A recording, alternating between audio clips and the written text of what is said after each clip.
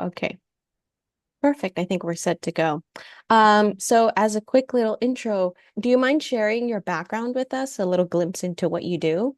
Yes, of course. So I'm Briana Saavedra. I'm a nationally board certified counselor and I am a registered mental health intern. I am a therapist at a private practice and facility in Miami, Florida. I have experience with psychological assessments, giving therapy. A lot of it started off at first with child care and stuff of that nature. I loved child therapy. If you had asked me 4 years ago what type of therapist I was going to be, I was going to say a child therapist. And it really wasn't until I moved down to Miami post grad and I got placed in the facility that I am in that I kind of grew out of that and I geared more towards now. I specialize in trauma and mood disorders. So BPD, bipolar, any type of mood disorder equivalent. And that's kind of like my niche. I actually am getting trained in EMDR. So I'm planning on becoming an EMDR certified therapist to kind of help level the field and go into the trauma population a little bit more. But besides that, I'm constantly just hungry for knowledge, learning and growing. I do a lot of community outreach and I do things like this where I share my story and just like how I got here for students that kind of want to go into the same fields. And yeah. Thank you so much for sharing. Is there anything in particular that drew you into like specializing in mental health counseling? So I remember in undergrad, let's go to high school. In high school, I was a Silver Knight. That's like something down here in South Florida. And I was the social science candidate for my high school. And my thing was on teenage suicide. That was what my project was based on. It was called Teen Angst Truth, like teenage truth. And from there, my love for like mental health really cultivated. I had professors at the time that really supported me. My ACE psychology teacher, my sociology teacher, everyone was like, this is your thing, let's get it rolling. And then from there, I went into FSU. I was still kind of stuck because I was like, I want to help people. So at the time, I thought psychiatry was the route. So I was taking all these classes in undergrad. Um, and I remember one day I just kind of had like a wake up call and I was like, is psychiatry really what I wanted to do? Because I wanted more the talking portion rather than like the prescribing portion. So with a little bit of like time and a lot of research, I found out about the Counseling in Human Systems program at FSU and I applied and I got in. And from the first day, I knew I was in the right spot. The professors were great. The content was amazing. Like, you know, when something just feels right, like, oh, this is where I belong. And then through my practicum and internship experience, it just really solidified. And then now here I am post grad, and I am very happy with the route I took. I do work alongside psychiatrists, so it's kind of like I'm getting the best of both worlds. I'm a part of the care team here. So a lot of my clients do need psychotropic medications. So I kind of help monitor side effects and stuff like that, make sure if I notice any of them might be straying off of medication or anything of that nature. But I do more of what I really want, which is like the talk therapy, hearing someone's story, validating them, and really helping them throughout their journey that is life, essentially. So I'm curious, what do you find most rewarding about being a counselor?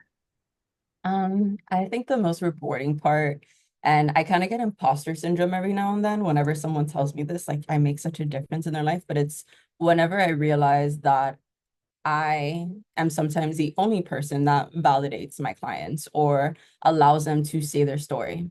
And to just know that I am able to provide that for someone else, especially someone that really needs it, it's a nice feeling because some people I'm sure we've all had it where we feel like we can't share anything of what's going on in our mind or how we feel. So I am very big on making this space a safe space for everyone. So knowing that my clients just walk in and they feel so comfortable, I have blankets, they pick up the blanket, they get comfortable on the couch and they just let everything out.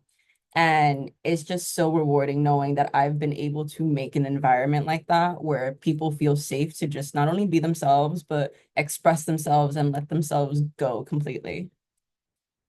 So I know you talked about, building a safe space for your clients. So, what are some tools and strategies that you use to build a relationship with your clients?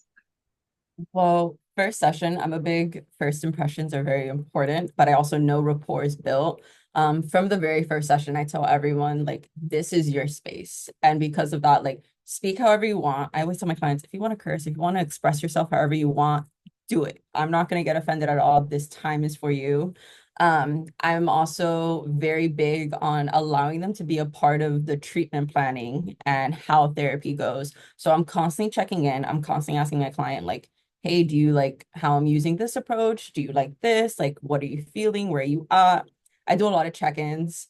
I also pay mind to details of my client's life. I have a very good memory, so that kind of helps, but I'm going to remember their partner's name. I'm going to remember their pet's name. I'm going to remember their best friend's name. Like, I'm going to remember key aspects of their life, where they work and stuff like that, because they're not just a 45-minute time slot. Like, these are people. So I want to make sure that they know that their story is like heard and I'm actually paying mind to it. And it goes a long way. Like, some people really get shocked when I like remember their pet's name or something like that. And they're like, oh, you remembered? And I'm like, of course. And they're like, oh, you care. And I'm like, yeah. So that rapport building aspect. And of course, it's also like when they ask me stuff, like I have pictures of my dogs up and stuff like that. So they also see me as a person, and that really helps. That's so nice. That's amazing. I mean, the relationships you build probably, makes it a lot easier to talk to people and really connect with them and all that. So awesome. So do you have an approach to working with clients who may be resistant to treatment or who are hesitant to seek help? Yes. So I am a big believer in people have to want it for themselves. You can't force that out of them. And I go at the pace of the client with a very healthy, like, I'm going to push you a little as well. I'm not going to force anything on someone. So I've had some, especially my teenagers are sometimes very resistant. Um, I try to meet someone in the middle, some way, somehow. So however, I can kind of lean into them as a person so that they can build that trust with me. Because I've noticed once we have that trust worked out, then they kind of they are more willing to like hear me out in some things or willing to try. So I try to learn aspects about them, like what do they like, their hobbies, stuff like that. And I try to integrate the treatment with that. So like some of my teenagers, they really like anime. I watch anime. We start talking about anime, they get comfortable. And then as conversations go on, they might start sharing some things. And I'm like, oh, let's build on this.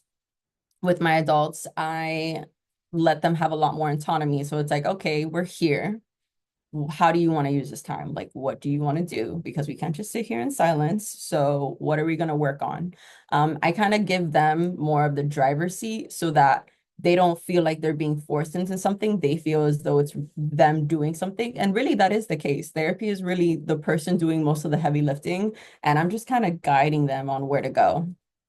So, but I definitely don't push, because if you push, someone's going to shut down. I go at their pace and just, it's a waiting game sometimes. 100%. I love that approach. Oh my gosh. Like, this is blowing me away. It's so interesting how you deal with people. I mean, those connections are everything. So that's really interesting. That's cool that you have differences between the teens and the adults. I mean, it makes sense, but I didn't know that was like a common thing. Yes. And then are you able to describe a challenging case and then how you've handled it?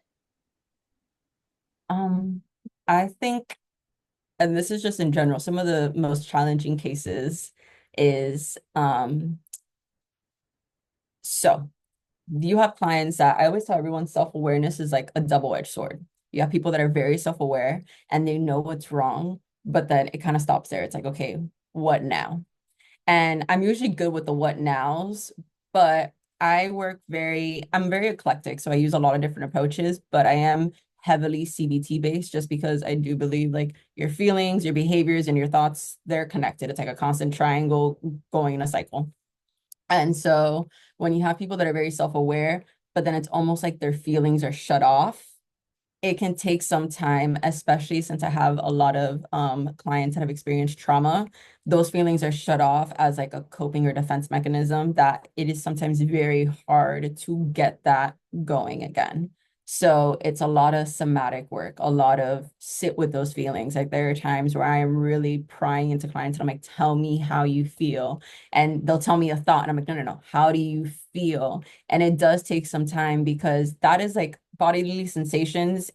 It's hard to tap into them every now and then. Like there are times where we don't even know we're anxious at or whatever the case is until we sit back and we're like, why did I do that? And it's like, oh, it's because I felt this way.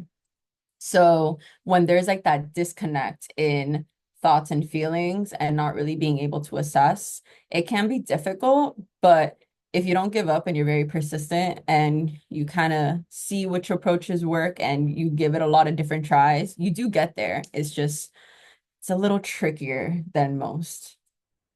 So is there any particular technique or approach that you use in your practice? Um, and why? So one specific technique, not really, because I am very, while I am CBT based, I am person centered. I recognize everyone's unique. Individual differences are very much a thing, and they impact therapy greatly. So what might work for one person will not work for another, or you might have to tweak it. So I go with what I realize works with a client. Some clients take very well to analogies rather than me being very direct. Other ones like directiveness, like, yeah, tell me how it is.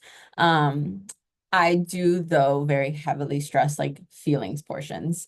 That unlocks like a new door for some people because there are times, especially rationalizing people, like people that see black and white and it's like, oh, I feel this way because da, da, da, da, da, da. And it's like, okay, but tell me more about that feeling. Like, what came up for you in that moment? That is when you have like a lot of those like therapeutic epiphany almost moments where everyone's like, oh my gosh, I felt horrible during this. And I'm like, there we go. Now sit with that feeling. I make my clients feel. I don't mean that in like a really like, oh, I make them feel, but it's like feelings are important. We cannot help them. Like that is literally our body responding to our environment. Like our nervous system is just constantly reacting to everything. So I am very feelings based, emotion focused, and mixing that in with CBT and everything else. It's like a one-stop shop almost, these little four walls. Awesome. So shifting gears more to more of like what we do in mental health and support, and hearing about, all you do is, always incredible.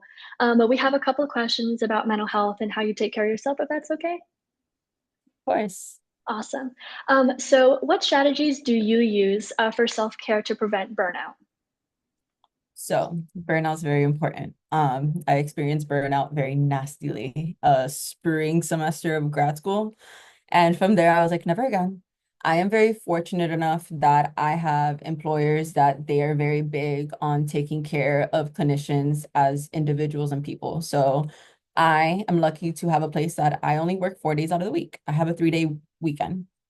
I'm here today, but typically I don't work Fridays. So I usually have Friday, Saturday, and Sunday off. And 3-day weekends are very important just because like there are days where I leave here and there's the radio's off in my car. I am driving home in silence because I am just so like overstimulated and overwhelmed. I am very big on checking in with myself. If I feel myself getting burnt out, then I will plan a vacation sometime soon. Again, very fortunate to have employers that they also recognize like we are humans and we are not robots and we are going to need time off. So I'm able to take time off very regularly. I'm able to have the long weekends that I have. I leave work at work and home is for home. So I'm very good at time management, so I mostly only do all my work when I am in the office. When I am home, it is time for me to decompress and do whatever it is that my little heart desires. But it did take time to get to this point and took a lot of discipline within myself because I'm very type A. I am constantly thinking about, oh, I should do this. And I had to literally stop myself and be like, no, I am home. This is time to just relax. And from there, I was able to really get into like a good groove where work is done at work. And when I'm home, I am me as a person, not me as a clinician. That's lovely. This next question is a big hitter for the college students and for us to support our friends. So do you have any advice on as to how to support a friend or a loved one who may be struggling with mental health challenges? Yes, actually. I am a big person that believes in go with what this person like needs from you, like follow their lead. It goes back into you can't force someone to get help, you can't force someone to want help. The best start is usually like listening. A lot of us do not listen. We wait for our turns to speak when sometimes all it is that people really want is just literally an ear. Like they just want someone to listen to them and validate them. So start off by listening. Hear this person's story, hear what's going on with them. I'm sure there's been many times where we've all wanted to just vent and we don't want any advice actually, and then we're still met with advice. And it's like, that's not what I wanted because I know what needs to get done. I'm just freaking out right now. So listening, and then from there, kind of probing and being like, what can I do for you? Like, what does support look like for you? Because we might have an idea of what support looks like, but the other person on the other line might have a completely different idea on what that looks like. So don't be scared to listen, but also don't be scared to ask, like, what can I do for you? How can I help? It's better to ask than to assume and assume incorrectly. So listening and providing support as best as possible. Thank you so much. Thank Awesome, you of so course. much for sharing. That was incredible advice. Mm. Following on that path, do you happen to have any strategies or advice on how like college students may then manage like stress and anxiety, especially during times of like finals, midterms, like exams, all that sort? Yes. I always tell my clients, break down the big picture. So, and this is kind of something I did when I was in college myself. It's you have all these things you have to do. And when you look at them all in one large sum, it's going to be overwhelming. You're going to feel like you have like 10,000 pounds weighing on your shoulder. Break down the big picture. Like break it into chunks and make it in a way where you can actually tackle things little by little. If you're trying to tackle 10,000 things at once, you're never going to get those things done. It's like trying to read 100 books all at once. You're never going to finish. So break it down.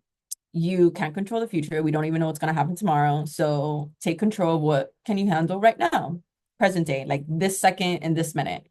And that really helped me because think about it, you have so many assignments due within the next like couple months, add midterms, finals, whatever the case is, it can get overwhelming. So it's like, okay, what am I going to do right now? What is super important? What's the next deadline? And take it moment by moment and break it up into chunks.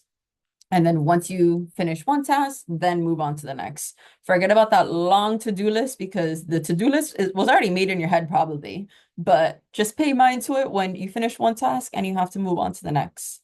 It's like problem solving in a way, but to help with the anxiety portion of it all and give yourself breaks, those long overnighters, the endless nights of studying, no sleeping, no eating. You got to make sure you're taking care of yourself, make sure you're eating, make sure you're sleeping, make sure that you are taking breaks in between studying.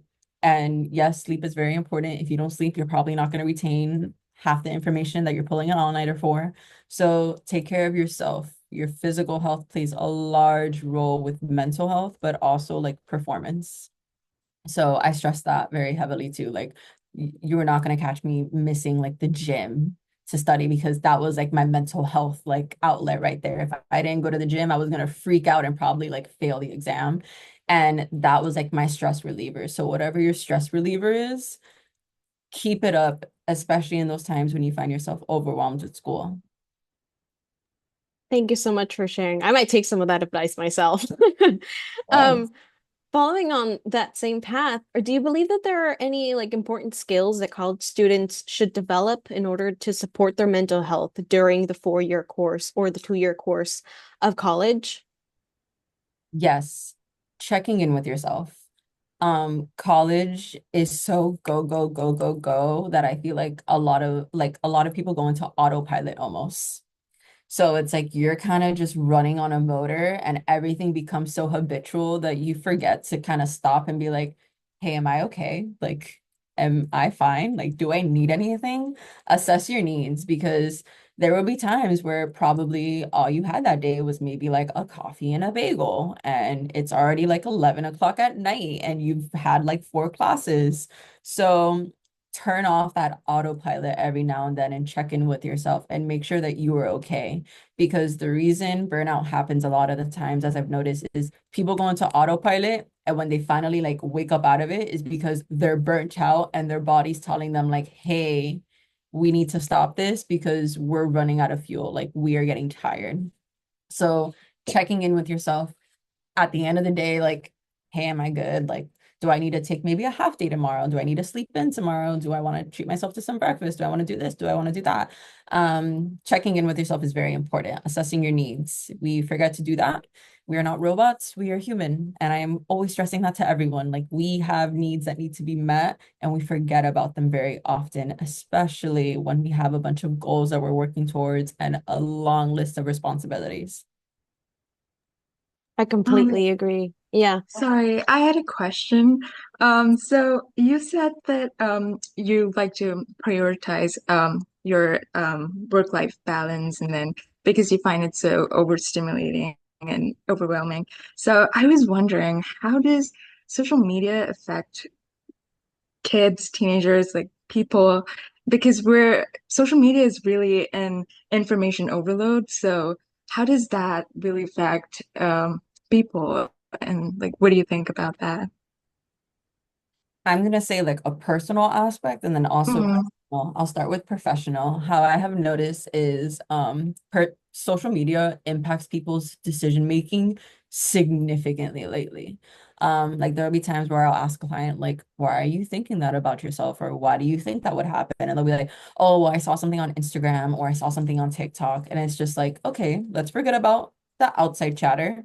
How about you? Like, if this did not exist, what would you be thinking or feeling right now?